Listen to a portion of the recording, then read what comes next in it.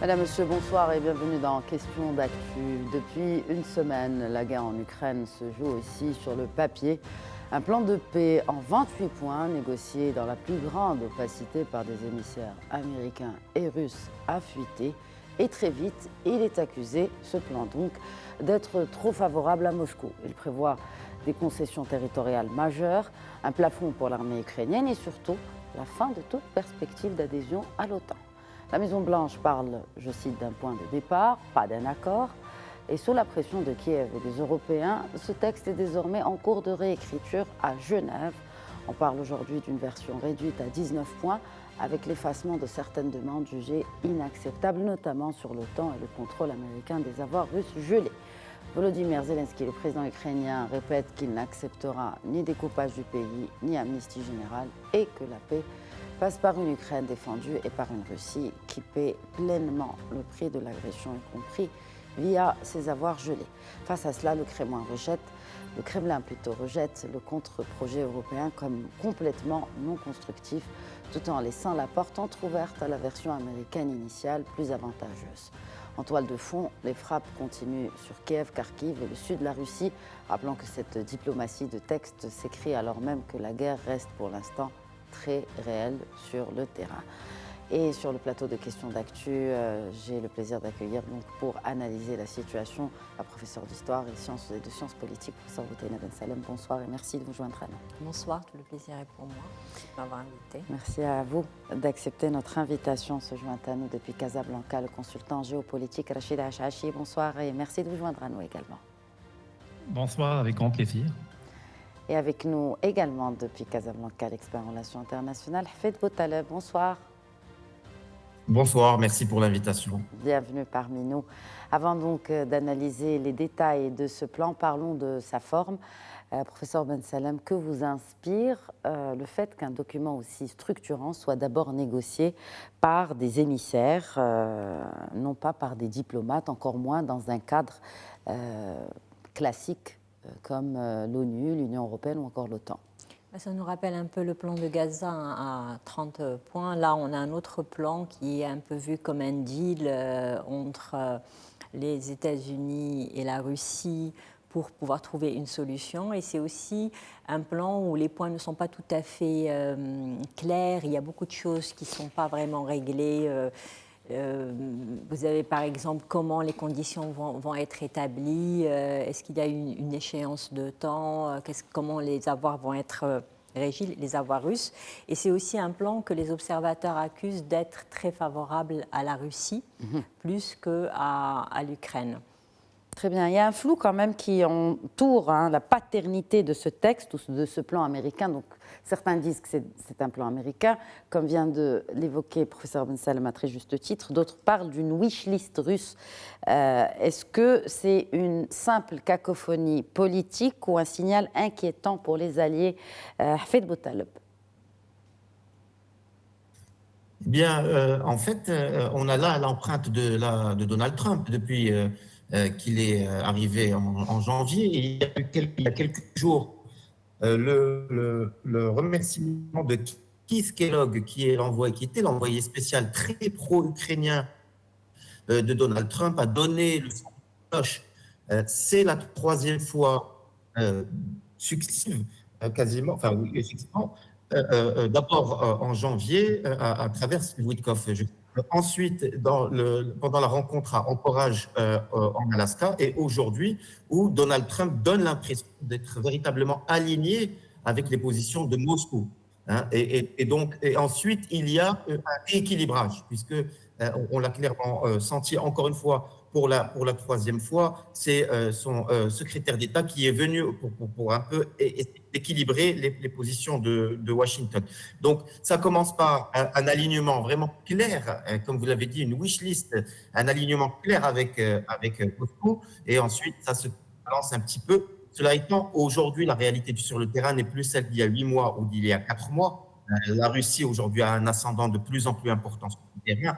On ne le sent pas du côté ukrainien, mais la réalité, c'est que les Ukrainiens ont tout intérêt à aller vers un plan de paix permanent avec la Russie, puisque la Russie n'en finit pas de grappiller du terrain. Aux dernières nouvelles, donc, aujourd'hui, les Russes sont dans la ville de Siversk, qu'ils n'ont pas pu avoir lors de la première offensive en 2022, qui était pourtant très favorable à l'Ukraine, à la Russie. Et aujourd'hui, ils sont parvenus à y arriver, à occuper certaines parties de cette ville assez stratégique, juste avant Sloviansk, ce qui dénote véritablement d'une avancée importante des Russes sur le terrain. En quoi ce plan, Rachid Hachachi, diffère des précédentes tentatives diplomatiques comme le communiqué d'Istanbul de 2022, justement? Écoutez, pour comprendre les changements de plan et les chevauchements de plan, il faut comprendre qu'il y a 4 joueurs dans l'équation et que chaque joueur a des objectifs qui sont différents, voire opposés à ceux des autres. On a d'un côté naturellement la Russie et l'Ukraine, mais de l'autre côté, on a également les États-Unis et l'Union européenne qui ne sont pas tout à fait alignés. Et à côté de l'Union européenne, j'ajouterai le Royaume-Uni, qui est un acteur majeur dans tout ce qui se passe actuellement en Ukraine. Les Américains, leur objectif, il est clair, c'est de mettre fin à la guerre sans que cela ressemble à une défaite ou à un nouvel Afghanistan où l'armée américaine quitte en pagaille un théâtre d'opération.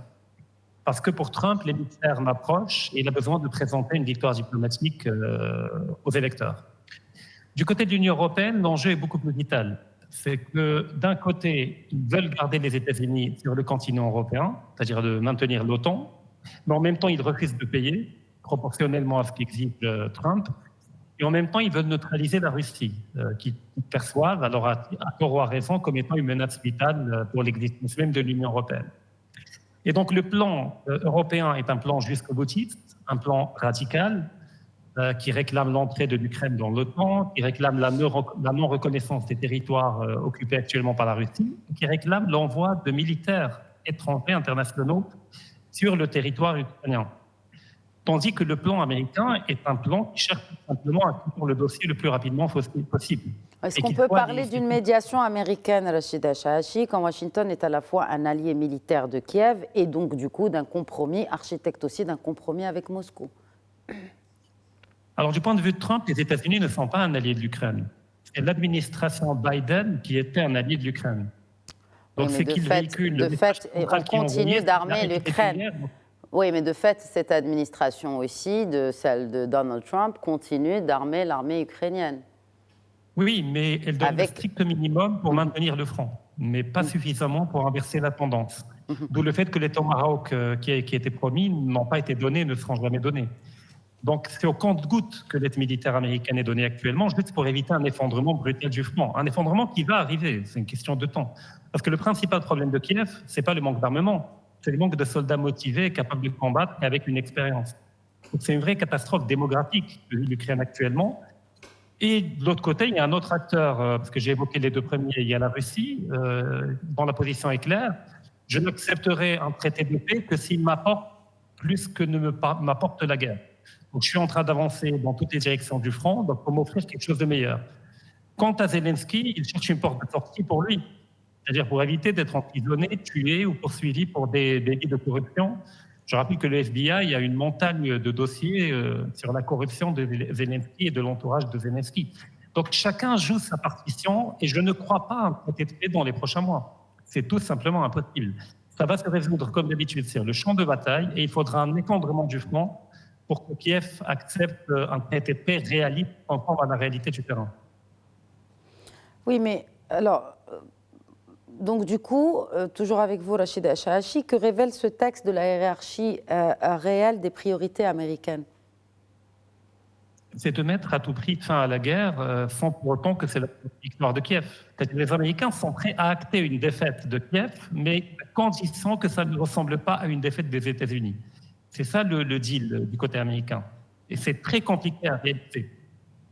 Parce qu'il faudra convaincre autant Poutine que Zelensky, et de l'autre côté, le sabotage européen qui veulent entretenir la guerre et qui sont prêts à faire combattre l'Ukraine jusqu'au dernier Ukrainien, ce qui relève d'un cynisme qu'on avait l'habitude de voir du côté de Washington, mais qu'aujourd'hui on voit du côté de Londres et de Bruxelles, sachant qu'aujourd'hui il y a plus d'une centaine de soldats qui meurent tous les jours, du côté ukrainien notamment, mais même du côté russe. Et donc chaque jour de guerre qui se prolonge, c'est une hécatombe additionnelle. Et l'Europe veut entretenir cette hécatombe, Trump veut y mettre fin, quitte à acter la défaite de Kiev. Mais comme j'ai dit, tant que ça ne ressemble pas à une défaite américaine. C'est ça la priorité de Washington. La priorité de Washington aussi, professeur Ben Salem, c'est la réorientation des aides et des moyens, surtout vers l'Asie, professeur Ben Salem. Avec tout ce qui se passe avec la Chine, le Japon, c'est en train de bouger aussi dans l'Indo-Pacifique. Oui, au fait, il y a ce problème chinois. Il ne faut pas oublier aussi, pour rebondir sur ce qu'a dit votre invité, que la Chine, c'est aussi un allié de la Russie dans cet équilibre de pouvoir. Et pourquoi cette guerre aussi ne va pas s'arrêter très rapidement? Parce qu'aucun des deux partis n'a eu le dessus décisif, même si la Russie a l'avantage parce qu'elle a les hommes, elle a beaucoup d'hommes, elle mène une guerre d'usure, elle est spécialiste des guerres d'usure, elle les a menées dans son histoire. Et aussi, ce qu'il faudrait savoir aussi, que c'est une guerre, aujourd'hui les guerres sont des guerres technologiques, mais c'est aussi des guerres de production. La Russie est capable de ramener les armes. L'Ukraine se maintient grâce aux Américains et aux Européens. Et les industries militaires européennes, eh bien, elles ont gagné beaucoup d'argent aussi grâce à cette guerre-là. Et comme l'a bien souligné votre invité, c'est les Ukrainiens qui payent le grand prix, avec les Russes aussi. Et on voit juste le côté européen. Ils ne veulent pas d'une Russie qu'ils voient menaçante. Mais de l'autre côté, il y a la Russie qui voit l'Europe qui vient à ses frontières, qui voit l'OTAN qui vient à ses frontières. Et pour elle aussi, c'est une question de sécurité. Mm-hmm. Donc vraiment, ils n'arrivent pas à... Aucune partie ne veut faire des compromis à l'autre partie, et c'est ce qui fait que les choses bloquent. Les Américains, pour eux, surtout pour Trump, lui, il voit le endgame, c'est-à-dire pour lui, où est-ce que tout ça va le mener? Il ne veut pas d'une escalade, il ne veut pas d'une guerre mondiale. Et la Chine est très bien placée aussi parce qu'elle soutient, ce n'est pas vraiment une amie de la Russie, mais c'est un allié qui le soutient dans cette guerre-là, parce qu'elle-même, elle viendra, comme vous l'avez bien souligné, avec le temps, il y a le problème de Taïwan, il y a tout ce qui se passe. Donc, il y a beaucoup de jeux d'équilibre ici, et chaque partie, elle a son intérêt. Les Européens voient leur propre intérêt, ils voient le problème de leur propre perspective, les Américains aussi, et les Russes aussi. Et l'Ukraine est dans une situation très difficile, parce que c'est elle qui encaisse, au fait, tous les dégâts qui se passent au niveau de la guerre. Alors, les dégâts et aussi ce texte. Donc, parlons des propositions. Ce sont des propositions, bien sûr, qui restent sujettes à négociation, c'est sûr. Il y a fait de Botaleb cette reconnaissance de facto du contrôle russe sur la Crimée, Donetsk, Luhansk et des parties de Kherson et Zaporizhia. Plafond des forces ukrainiennes, exclusion de l'Ukraine de l'OTAN, même si elle n'en fait pas encore partie, mais niette pour les Russes que l'Ukraine fasse partie de cette alliance atlantique, levée graduelle des sanctions et retour de la Russie au G8, usage des avoirs russes gelés dans un montage financier largement piloté par Washington. Donc on peut comprendre pourquoi certains y voient une wishlist russe, jusqu'à quel point Kiev peut aller dans les compromis, notamment territoriaux. Alors, ce qu'il faut rappeler clairement, c'est que malheureusement, ce que ne disent pas plusieurs médias occidentaux, c'est que l'Ukraine a perdu la guerre. Aujourd'hui, je vous ai dit, les Russes avancent sur 3 villes stratégiques qui sont Siversk, Yampil et Liman, qui sont les portes d'une grande ville, du grand axe que défend jusqu'à aujourd'hui l'Ukraine. L'Ukraine aujourd'hui défend l'axe Sloviansk-Kramatorsk. Ce sont 2 grandes capitales de l'Est. Et comme l'a dit Rachid, c'est qu'effectivement, ce qu'il risque d'y avoir, c'est une rupture du front et une invasion de ces 2 capitales que l'Ukraine devrait aujourd'hui négocier. Marco Rubio, dont le nom tout à l'heure ne m'est pas revenu, secrétaire d'État des États-Unis, a clairement dit effectivement que c'est un plan négocié entre Kirill Dmitriev, qui est l'envoyé de Vladimir Poutine, et Stivoïtkov. Kirill Dmitriev, d'ailleurs, n'a la ville de Kiev. Les 2 ont négocié un plan pour faire en sorte que la Russie cesse en fait cette offensive.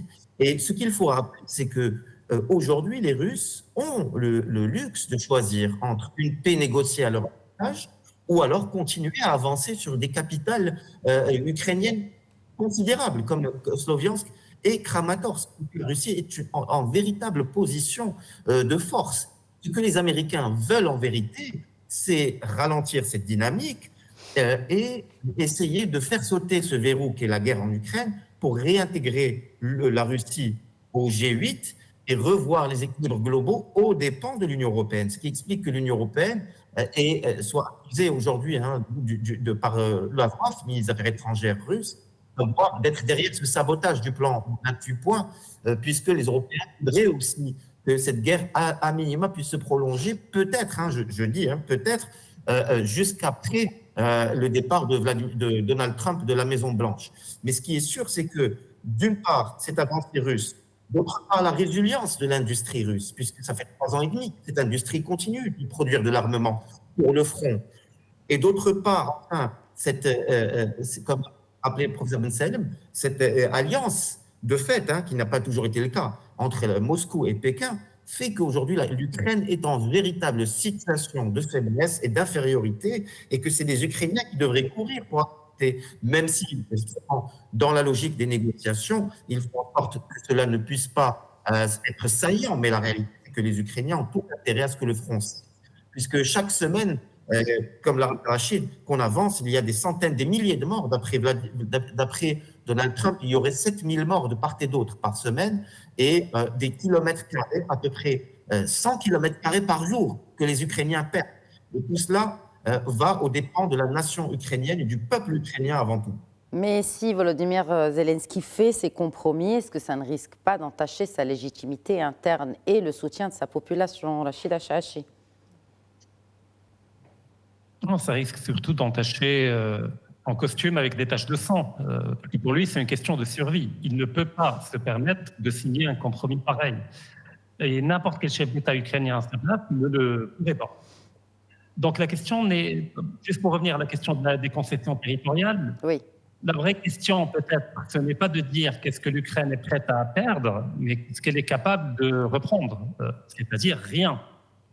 Donc, la position ukrainienne actuellement, c'est de dire on ne concède rien en termes de territoire, des jurés. Découpage. Ils ne veulent pas de découpage de leur pays, surtout. Oui, mais il fallait penser avant. Il fallait penser avant 2014, avant Maïdan, avant la révolution colorée de 2003-2004.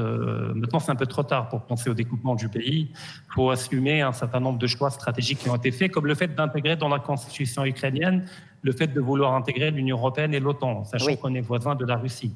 C'est quand même assez aventureux comme vision stratégique et constitutionnelle. Mais pour revenir à la situation actuelle, la position ukrainienne, c'est de dire, des jurés, on n'acceptera jamais de reconnaître ces territoires comme russes, mais de facto, on accepte de ne pas tenter de les reconquérir militairement, mais plutôt par la voie diplomatique, un peu comme la division de l'Allemagne en deux, qui a été réunifiée sans qu'il y ait de guerre de reconquête, mais par l'effondrement de l'Union soviétique. Donc, cette position-là, l'Ukraine est prête à l'accepter et même Zelensky serait prêt à signer. Mais le problème, c'est que le gouvernement de Zelensky a contribué à créer un golem, une forme de monstre ultranationaliste d'extrême droite avec une opinion publique en grande partie radicale, qui fait que même ce type de compromis, qui est fondamentalement réaliste, devient impossible à signer. Et donc le pari ukrainien, celui de Zelensky et de Yermak, c'est de dire il faut à tout prix tenir bon sur le front le temps que la Russie s'effondre économiquement. C'est ça le pari ukrainien.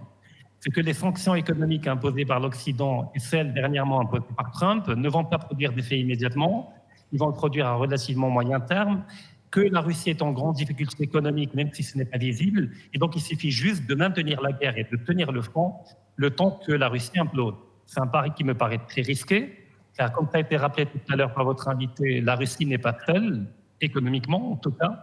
Il y a la Chine, il y a l'Inde, et toutes les menaces américaines de sanctionner les partenaires économiques de la Russie me paraissent très fantasmagoriques.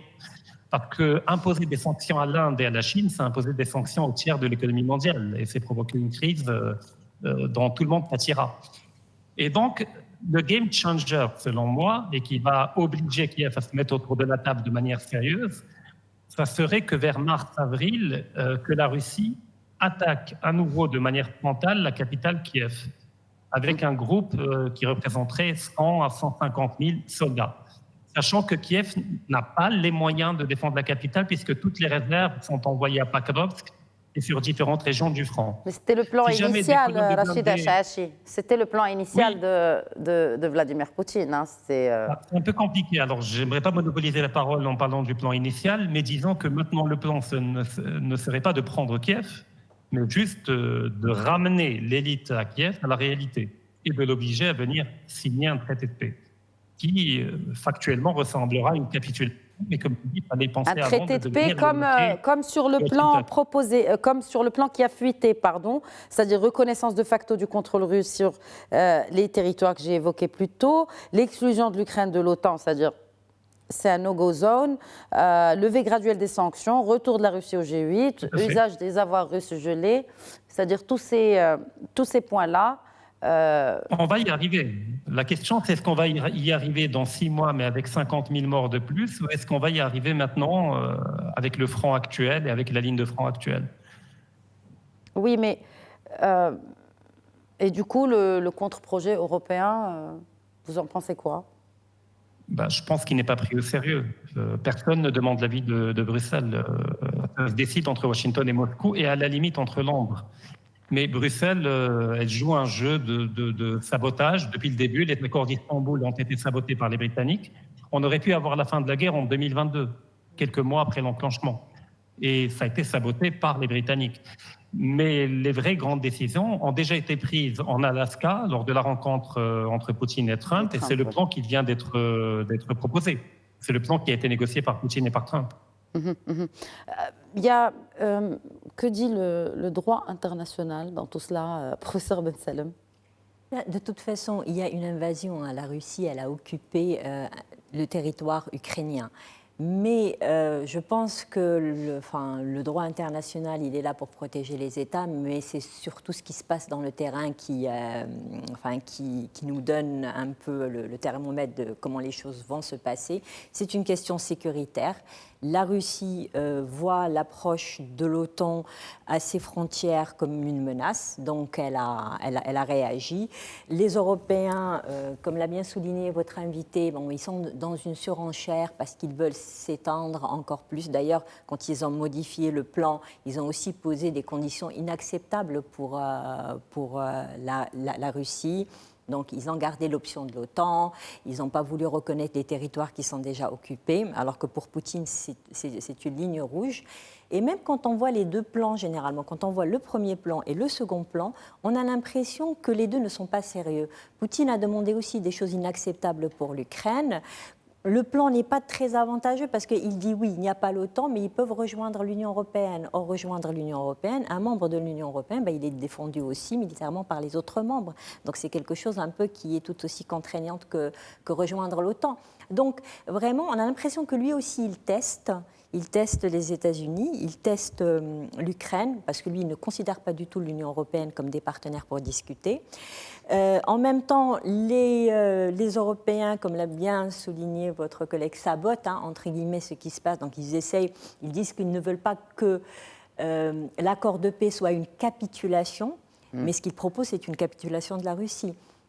Ils veulent aussi une trêve, et la Russie ne va pas accepter la trêve parce que qui dit trêve dit que l'Ukraine pourra reprendre des forces, remettre les choses dans l'ordre. Et il y a aussi les États-Unis, c'est eux le grand acteur, parce que l'Ukraine et l'Union européenne, l'OTAN tient aussi grâce aux États-Unis. C'est eux qui donnent les informations de guerre, qui aident à combattre le brouillard de guerre. C'est eux qui donnent les armes que les Européens achètent, et les Américains ne voient pas dans cette guerre-là un avantage vraiment pour eux à l'avenir, surtout s'il y a une escalade. Mais surtout qu'ils donnent des garanties à l'Ukraine, c'est-à-dire ils donnent des garanties de sécurité hors OTAN à l'Ukraine.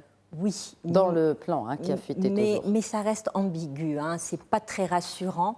Et franchement, pour moi, peut-être un pays, si un pays était engagé, ça aurait peut-être permis de voir un peu plus clair les choses, c'est la Turquie. La Turquie avait fait une très belle proposition avant où elle a essayé de rapprocher les deux. Elle est très pragmatique. Les deux pays sont ses partenaires, bien qu'elle appartienne à l'OTAN. Donc elle a intérêt à ce qu'il y ait une paix pour qu'elle puisse travailler avec eux ensemble. Et là, on voit qu'elle n'est pas du tout engagée. Ça veut dire qu'elle aussi, elle considère là, ces plans-là comme des plans qui ne vont pas marcher. Et il faut rester pragmatique, hein. C'est une guerre d'usure que les Ukrainiens payent et rien ne garantit qu'ils vont la gagner. Alors, puisqu'on parle aussi de droit international, il s'agit aussi l'idée de financer la reconstruction de l'Ukraine par les avoirs gelés russes. Oui. Est-ce que c'est aussi surréaliste, irréaliste selon vous, notamment en termes de droit international? C'est le droit du plus fort, hein, le droit international. On a beau dire qu'il y a un droit, mais on a vu à travers les guerres qu'il y a ce qui s'est passé à Gaza, au Soudan, que c'est la loi du plus fort, c'est elle qui régit. Et est-ce que la Russie va accepter? Si elle vient pour faire la paix, elle veut qu'on enlève les sanctions contre Poutine, contre la Russie. Elle veut elle aussi des garanties. Est-ce qu'elle va abandonner ces avoirs-là? Et puis, il y a aussi un différend entre l'Union européenne et les États-Unis sur les avoirs. On sent qu'ils veulent négocier, mais que chacun veut avoir un avantage par rapport à l'autre pour imposer ses conditions. Donc, il n'y a vraiment pas un désir de venir avec des compromis. Exact. Alors, pas de compromis, pas de paix, Hafed Boutaleb. Du coup, on risque le conflit gelé à l'approche de l'hiver. Enfin, on est aux portes de l'hiver. Le conflit aujourd'hui n'est pas gelé, il est en cours sur le terrain. Les Russes, si vous voulez, effectivement, sondent un petit peu, vous avez parlé des avoirs gelés, et en faisant avancer les négociations de cette manière à travers Kirill Dmitriev, les Russes ont fait bouger la machine du côté européen. Pour que les Européens se mettent d'abord c'est un travail un peu pénible, vous savez, de retrouver ces avoirs, d'essayer de les reconsolider pour que demain, peut-être une partie retournerait à la Russie et une autre partie serait utilisée pour financer la reconstruction de l'Ukraine en cas de paix. Donc, en fait, si vous voulez, encore une fois, je vous dis ce que je vous ai dit tout à l'heure, c'est que sur le terrain de l'Ukraine, on peut réellement voir que, comme on dit sur les échecs, la Russie a un coup d'avance. Ce qui n'est pas le cas des Européens, ou peut-être pas tel qu'ils l'affichent directement, parce que d'aucuns, effectivement, des observateurs pensent que les Européens aussi sont dans cette gymnastique pour affaiblir la Russie. Ce qui est sûr, c'est qu'une guerre qui dure 4 ans, effectivement, elle affaiblit un pays, même si la Russie est toujours résiliente elle l'est par rapport à l'Ukraine. Elle ne l'est pas par rapport à une armée fraîche qui interviendrait sur le front, ce qui aujourd'hui est exclu. Mais effectivement, les Européens ont peut-être ce double jeu, y compris par rapport à Washington. Et encore une fois, Washington, de son côté, espère voir ce conflit cesser. D'abord, puisque c'était une promesse de Donald Trump, et Donald Trump ne voulait pas arriver aux midterms qui ont lieu dans 1 an, un peu moins d'1 an d'ailleurs, dans 11 mois, avec ce conflit toujours dans la botte. Vous voyez, c'est-à-dire ça lui ferait perdre une fois précieuse au Sénat et à la Chambre des représentants. Et surtout, Donald Trump souhaite redessiner les contours de la géopolitique mondiale pour les États-Unis. On le voit, cette pression du Groenland jusqu'au Venezuela, comment il veut revenir sur la doctrine, ce qu'on appelle la doctrine Monroe, c'est-à-dire c'est pas Monroe comme celle que l'on connaissait au 19e siècle, mais le M a sauté pour être remplacé par le D de Donald Trump. C'est-à-dire l'arrière-garde américaine, c'est le continent américain, recréé un peu dans une logique un peu orwellienne, si vous voulez mon avis, de grands empires avec la Russie en place. Donald Trump comprend vouloir avoir une ambition impériale, et donc ce serait ça la vision de Donald Trump du monde, et réintégrer la Russie au G8 pour se contrebalancer par rapport à n'oublions pas, l'Europe, c'est l'adversaire économique numéro 1 des États-Unis, et ça, les Américains ne le perdent jamais de vue. Oui, mais le retour de la Russie au G8 et la levée progressive des sanctions, est-ce que c'est compatible avec les promesses d'un ordre européen basé sur des règles? Rachida Chachi. Le retour au G8 ne dépend pas que de l'Europe. Il y a d'autres pays non européens qui font partie du G8. Et de facto, le G8, à la limite, c'est secondaire. C'est comment dire, un ensemble de soirées de gala. C'est très symbolique pour le retour de la Russie officielle sur la scène internationale. Mais Déjà, elle siège au niveau de la moitié de la scène internationale. Quand on voit l'organisation du sommet des BRICS qui a été organisé à Kazan en Russie, on a vu des chefs d'État venir de la moitié du monde. On a vu le président chinois, le premier ministre indien. On a vu de grands chefs d'État venir et c'était la preuve apportée par Moscou que la Russie n'est pas isolée diplomatiquement et que le monde est beaucoup plus grand que l'Occident et qu'on peut ne pas composer avec l'Occident tout en n'étant pas isolé diplomatiquement. Donc ça, c'est déjà gagné. Après, le G8 en lui-même, c'est juste ostentatoire. Ce qui est important pour la Russie, c'est la levée des sanctions économiques. Ça, c'est vital pour la Russie. Et de ce point de vue, il a beaucoup de choses à mettre sur la table pour convaincre Washington de lever les sanctions économiques. C'est que tout à l'heure, vous m'interrogiez par rapport aux priorités des Américains. Sur le très long terme, la priorité des Américains, c'est l'Arctique, c'est le pôle Nord, notamment avec la fonte des glaces et avec les réserves quasi infinies qui se trouvent probablement là-bas en termes d'hydrocarbures, de diamants, etc. Et sur ce terrain-là, Washington ne peut pas contourner Moscou, ne peut pas faire l'économie de la Russie, qui a les technologies, qui a les brise-glaces nucléaires et qui est capable de valoriser économiquement, aux côtés des États-Unis, l'Arctique. Et d'où le fait que dès le début, Trump avait dit qu'il était prêt à envahir le Groenland, qu'il était prêt à annexer le Canada. Pourquoi il a parlé de ces deux territoires-là? Mais c'était par rapport à l'Arctique. Donc, quand on parle au niveau stratégique américain ou russe, à qui appartient Pakrovsk ou Zaporizhia ou autre, apparaît, mais même pas secondaire, ça paraît trivial. Pour eux, c'est un détail sur la carte. Quand on parle de ces grandes puissances, c'est négocié à une échelle beaucoup plus élevée. Mais ils sont obligés de composer avec la réalité de ce conflit, qu'ils voient comme une épine dans leur pied par rapport à des projets colossaux qui dépassent infiniment ce que pourrait représenter l'Ukraine sur le plan économique pour les États-Unis. Pour l'Europe, c'est une autre terre de manche. L'Europe, elle a une autre priorité stratégique. Elle a besoin d'occuper la Russie pendant quelques années, le temps de se réarmer et de ne plus dépendre de Washington en termes de capacité de défense. Et d'après les déclarations des pays européens, ils ont besoin en moyenne de 10 ans pour pouvoir se mettre à niveau économiquement parce qu'ils avaient délaissé par la désindustrialisation tout le potentiel militaro-industriel. Et donc, plus la guerre va traîner, et plus ils gagnent du temps pour se réarmer.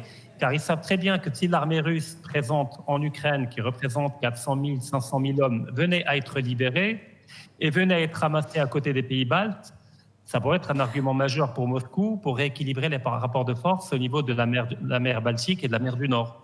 Et donc, tant que la Russie est occupée en Ukraine, ça permet à l'Europe de gagner du temps et de se réarmer. Donc, oui, même au niveau stratégique, l'Europe chacun se réarme. différents. Rachid, je me permets de vous interrompre sur ce point en particulier parce que dans le plan européen, on parle de plafonnement des forces ukrainiennes à 800 000 soldats. Est-ce que c'est une normalisation d'après-guerre, même si, bon, ce n'est pas pour demain, visiblement? Et puis, comment les voisins de la Russie, notamment, vous avez parlé des États baltes, peuvent lire ce plan? Est-ce que ce n'est pas une incitation à se réarmer davantage, notamment pour la Pologne, par exemple? Ils ont déjà commencé à se réarmer, les Polonais. C'est-à-dire ils n'ont pas attendu le plan américain pour le faire. Parce qu'il faut comprendre que quand on parle des pays baltes ou de la Pologne, on parle de pays qui, pour des raisons historiques qu'on peut comprendre, sont hystériquement méfiants et paranoïaques par rapport à la Russie. Et aujourd'hui, le contexte encourage cette paranoïa et cette dynamique de réarmement. Par contre, par rapport à l'Ukraine, le plan qui parle de 600 000 ou de 800 000 soldats, c'est tout sauf une démilitarisation. Quand on parle de 800 000 soldats, on parle de 3 fois l'armée française. Alors que la Russie parlait d'une armée inférieure à 300 000, 250 000 hommes pour l'Ukraine. Donc, au fait, on qualifie de désarmement ce qui est en réalité le fait d'entretenir une armée importante qui continuera de représenter une menace pour les frontières sud de la Russie, sud-est de la Russie. Oui, mais du coup, quel signal pour la sécurité européenne à moyen terme? Est-ce que ce n'est pas un Yalta 2.0, professeur Ben Salem? L'Europe se réarme pour ne plus dépendre de Washington. Oui, entre autres. C'était clairement dit et c'est en train d'être entretenu à tous les niveaux, même au niveau de Berlin, au niveau de l'Allemagne.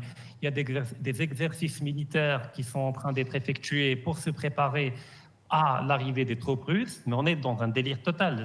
Quand on voit la démographie de la Russie et l'économie de la Russie, même si on voulait, au niveau de Moscou, penser un impérialisme, ça ne serait pas pensable.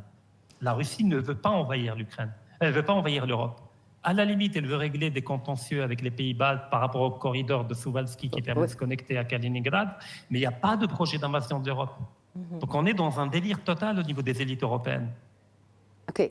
Une réaction, professeur Ben Salem, et surtout les scénarios possibles à court terme, déjà, avant qu'on parle du moyen et long terme. Oui, déjà, si on voit historiquement, la Russie n'a jamais... Parce que là, j'ai vu dernièrement les Français avec avec leurs déclarations de préparer leurs enfants à une guerre à la mort. La Russie n'a jamais attaqué la France. C'est la France qui a attaqué la Russie du temps de Napoléon. Exact. Donc, c'est vraiment... Et même pendant la Deuxième Guerre mondiale, c'est grâce à la Russie que les Alliés ont pu quand même... les Américains sont arrivés, mais c'est la Russie qui a fait le gros travail. C'est elle qui a fait le plus de sacrifices. Donc c'est vraiment... on est dans une perception de la Russie comme danger, comme l'a bien dit votre invité, qui est inexplicable pour les gens qui sont externes, à l'extérieur de l'Union européenne. Externe aussi à l'histoire, avec un grand H. Plus ou moins. Plus ou moins. Exactement. Et donc... la Russie aussi, il faut savoir que la guerre aujourd'hui, elle a changé. On parle de guerre hybride, on parle de drones. Maintenant, vous n'avez plus besoin de vraiment déplacer un nombre de militaires pour vous battre. Il suffit que les drones les repèrent et puis ils partent et ils font l'attaque. Et même les drones, on ne les produit plus, on les imprime en 3D.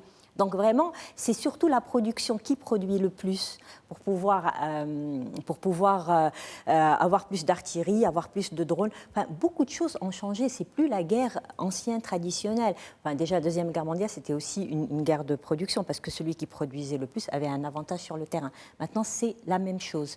Mais les Européens ne sont pas prêts à comprendre ça. D'ailleurs, c'est eux qui empêchent l'Ukraine de négocier. C'est eux qui maintiennent cette guerre-là. C'est leur industrie aussi militaire qui a remporté des gains extraordinaires pendant cette guerre-là, surtout les industries militaires. Mais qui reste quand même assez lente par rapport à la Turquie, par exemple, qui fournit aussi l'Ukraine en drones parce qu'ils fabriquent vite. Oui. Et de l'autre côté, on a les Russes aussi, dont c'est une question de tempo. Envie de dire oui, effectivement. La Turquie, parce qu'elle-même, géostratégiquement, elle est dans un environnement qui est assez hostile et elle fait une course contre le temps pour pouvoir se réarmer et être prête. D'ailleurs, ils avaient déclaré que ce qu'il leur faut, c'est produire à moindre prix et être capable de mener une guerre longue aussi.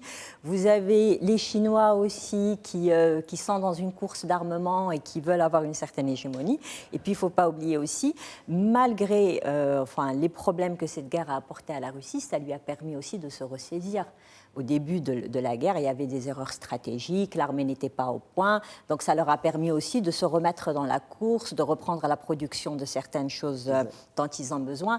Donc eux aussi, ils se retrouvent aussi dans une situation où c'est une question de survie pour eux et d'influence stratégique. Et de ce côté-là, je pense que les Européens sont vraiment renfermés. Ils ne veulent pas négocier, ils ne veulent pas faire de compromis. Ils veulent maintenir cette guerre-là, mais les perdants, c'est les Ukrainiens. Et je pense que les Américains l'ont bien compris, parce qu'ils sont beaucoup plus pragmatiques dans ce sens-là que les Européens. Et qu'ils n'écoutent pas les Européens. Les Américains, on a l'impression que dans cette équation à 4 variables, il y a une variable qui n'est pas réellement notamment l'Union européenne. Oui, surtout avec Trump. Trump a un esprit d'homme d'affaires, donc il veut des deals, il veut des choses rapidement faites, et il se méfie des diplomates, il se méfie des conversations longues, et puis il sait que l'OTAN et l'Ukraine ont besoin de lui. C'est lui l'acteur majeur, c'est lui qui apporte le plus. Mm-hmm. Absolument, et c'est un des scénarios, c'est que le rejet par l'une des trois principales parties prenantes, soit Kiev, Washington ou Moscou, pour qu'on tombe dans ce conflit gelé de haute intensité, parce que les combats font toujours rage sur le terrain. Hafed Botaleb, quel impact sur le reste du monde?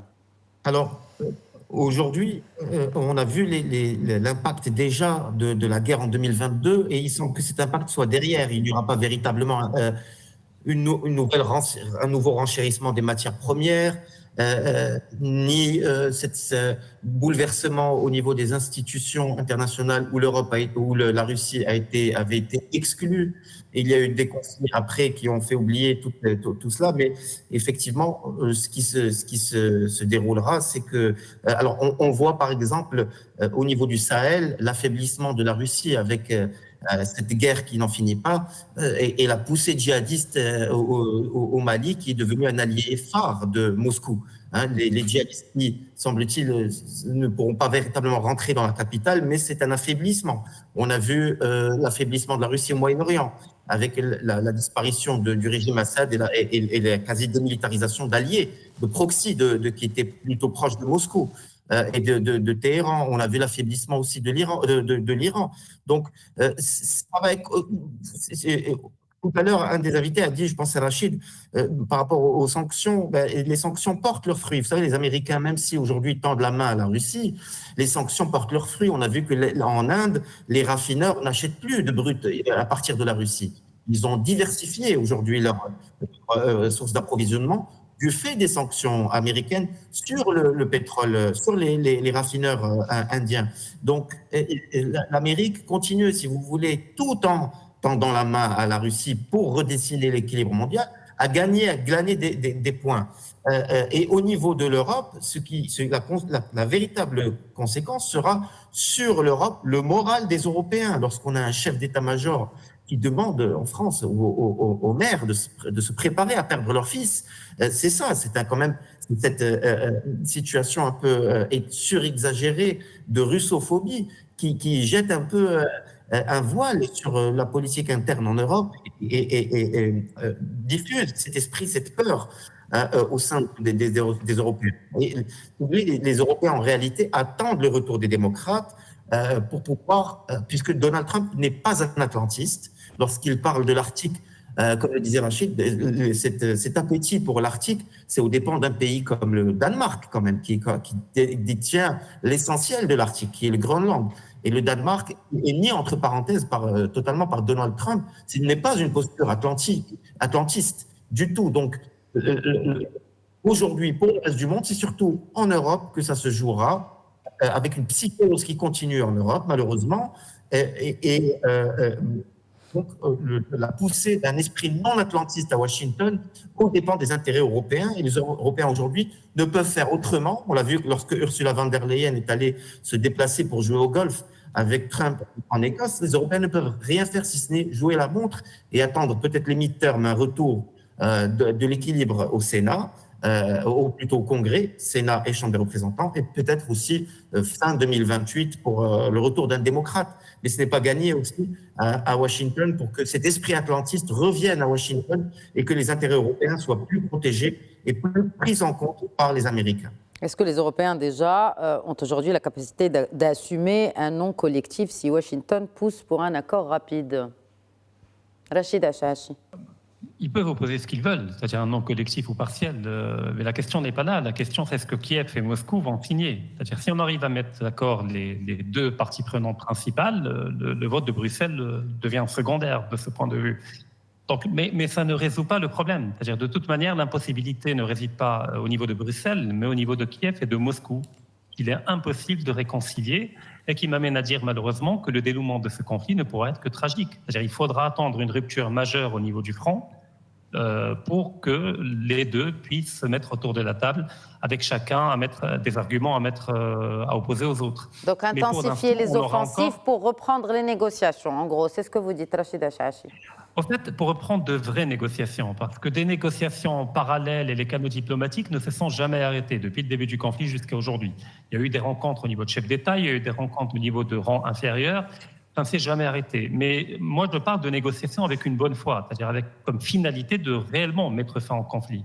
Là, il y a eu des chances, il y a eu des possibilités de le faire. J'ai parlé des accords d'Istanbul, il y a eu les accords de Minsk, il y a eu une pluralité de chances de mettre fin à ce conflit à une époque où Kiev n'avait pas encore perdu autant de territoire et surtout autant d'êtres humains, autant de vies, de soldats, etc.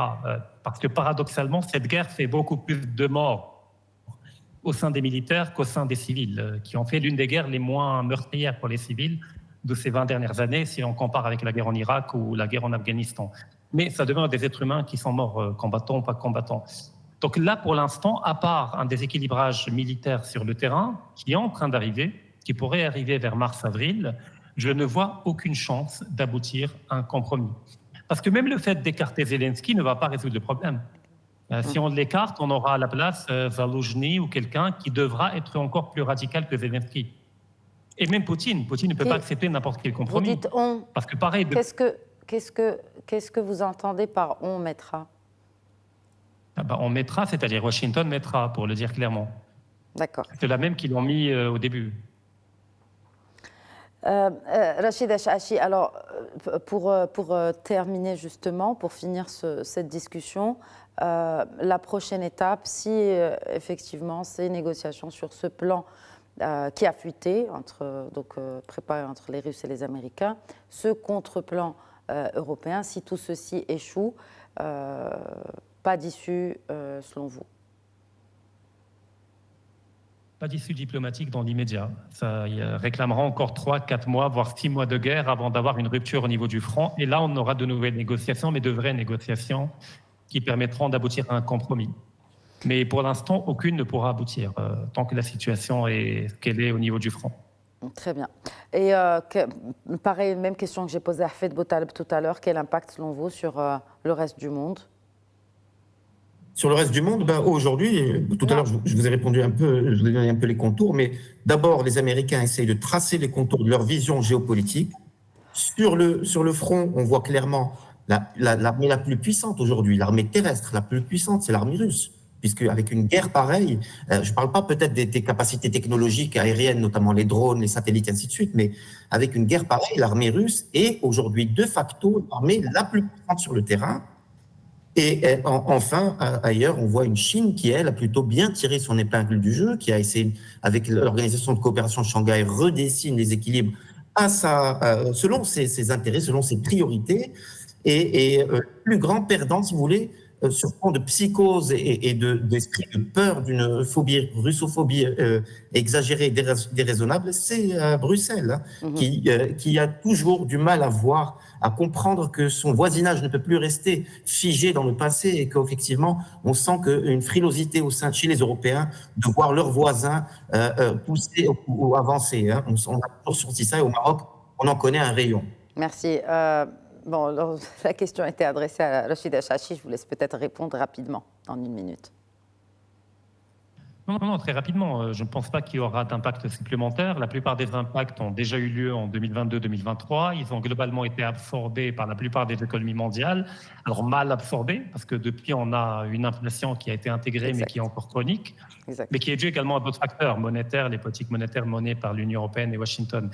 Mais je ne vois pas au niveau énergétique, effectivement, ou au niveau des matières premières, d'autres impacts que l'impact qu'il y a déjà eu. Merci. Un mot de la fin, Boutaina Ben Salem. Je rejoins tout ce qu'ont dit vos invités. Et peut-être la grande question, elle est à poser aux Ukrainiens. Qu'est-ce que vous voulez vraiment? Il faut rester pragmatique. Et puis, c'est les Ukrainiens qui payent le gros prix. Ce ne sont pas les Européens. Absolument. Merci beaucoup, professeur Boutaina Ben Salem. Merci d'avoir été avec nous ce soir. Merci, Rachida Chachi. Et merci à vous aussi, Hafed Boutaleb. Merci. Merci. Voilà, c'est la fin de cet épisode. Très bonne soirée.